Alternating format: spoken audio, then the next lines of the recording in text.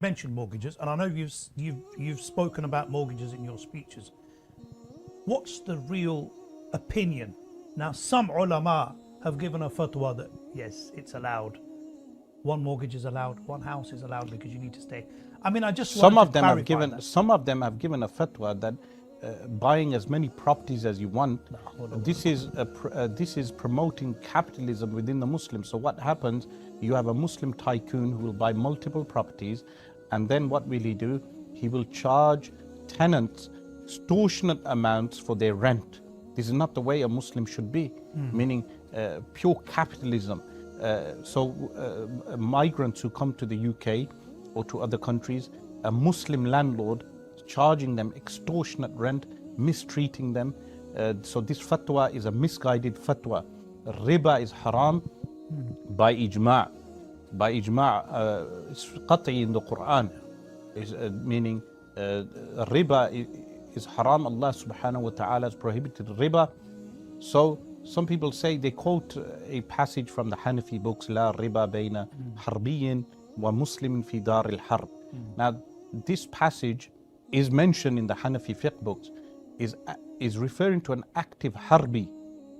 So these people then say England is Darul Harb, but they enter through a visa and passports, which is entails that we are musta'min, we are entering with what? With security. Yeah. So how can you frame England or these countries that we live in terms of there's no active warfare? Because these books were written hundreds of years ago in a different world context. That world context was what? Where you had a khilafah, there was Darul Khilafah, and anything out of the Darul Khilafah was Darul Harb, but it entailed active warfare, because the Darul Khilafah was in active warfare with some of the Durul Harb, some of the countries that were places of war. So there are settler colonial entities, for instance, in the Middle East, where there is active warfare currently. So if a Muslim went there, in the Hanafi school, he finds one of these occupying forces soldiers. Not even a soldier, even a settler, who is settled within the illegal entity, that illegal entity. Yeah. This is the Hanafi fatwa. You give him $10 and you say, pay me $100. That's permitted. So that's the actual fatwa. Secondly, some people, they quote Sarakhsi's al-Mabsut. In a Sarakhsi's al-Mabsut, he mentions that if you go to Darul Harb, you give 2 gold coins, you give away 2 gold coins in exchange for 1 gold coin. They say, look, this shows that you are allowed to give riba, pay riba, in order to receive a house. They quote this passage from Sarakhsi's al-Mabsut. The response to that is, if they had any knowledge with regard to currency, they would know that passage is referring to devalued gold coin, that you give 2 devalued gold coins to an active harbi and you attain the pure gold coin, you are benefiting by taking that. In reference to active Ahlul Harb, like the Hanafi fatwas that mention the selling of alcohol in Darul Harb.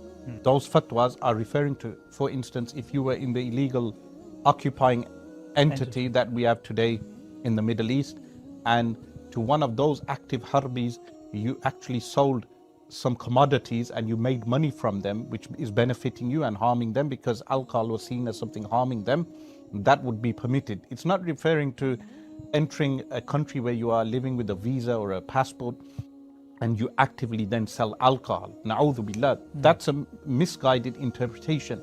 Now these people are very strict on the size of people's beards, but very lenient on a riba or photography and video, but they are lenient on riba, which makes no sense, because a riba is something clearly prohibited in the Quran and Sunnah.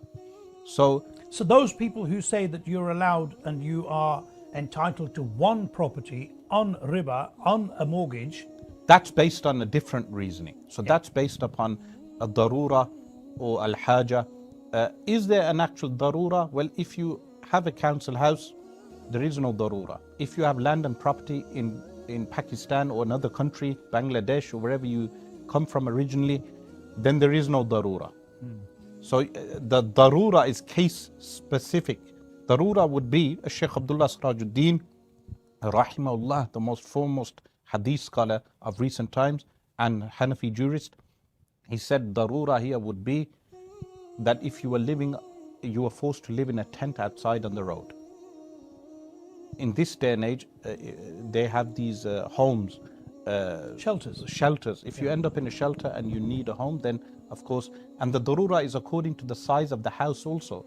So how can you have a palace that you pay through riba and then refer to that as a darura? That is not a darura, meaning a man has a palace, he pays through riba. So this proliferation of riba is one of the ashratu sa'ah, which is undermined. In fact, I went to Malawi. When I went to Malawi, they asked me about riba and I said it's haram. And the chairman of the masjid commended me. He said, we have so many ulama coming from these various other countries. They've never told the Indian community that lives in Malawi that taking bank loans with interest is haram. They've never informed them of that. So not only does it apply to homes, but it applies to cars on lease and on finance, on all of this. I mean, as you mentioned, and rightly so, when you say that they are being tortured. Now, this is one of the forms of torture, that they are cornering you into a system, the Dajjalic system, as you mentioned rightly so in the book, and you've covered it today in the topic also, that people are being coerced into a corner of riba, of financial burden that's not, as you mentioned, darura. It's not a necessity, but it's because they want to be a part of that system, or they feel that they need to be a part of that system. They're being forced into it. So the Quran states, الَّذِينَ يَأْكُلُونَ الرِّبَى, those who consume riba, لَا يَقُومُونَ, they do not stand up, إِلَّا كَمَا يَقُومُ الَّذِي, except like the one who stands, يَتَخَبَّطُهُ الشَّيْطَانُ مِنَ الْمَسِّ, the one who is touched by shaitan. You go to the London Underground, you see how people 9 to 5, how their minds are affected in order just to pay off mortgages. These muftis who give this fatwa, they do not realize how damaging riba is. In England, how many homes are repossessed because people are unable to keep up with their payments? Exactly. Yeah. Thousands of homes are repossessed, so people lose their homes. They pay tens and thousands of pounds as payments, and then they are unable to keep up the payments because they lose their jobs because of extraneous factors like COVID-19 or other factors due to which they lose their job, and they lose their payments, they lose their homes. So this fatwa actually damages people. It harms them in the long run. They lose money. They may think that Muslims are benefiting because many of us have support systems, meaning within our families, but not everyone has this anymore. There are many Muslims who do not have a support system, and non-Muslims who are harmed by a riba. A riba harms Muslims and non-Muslims.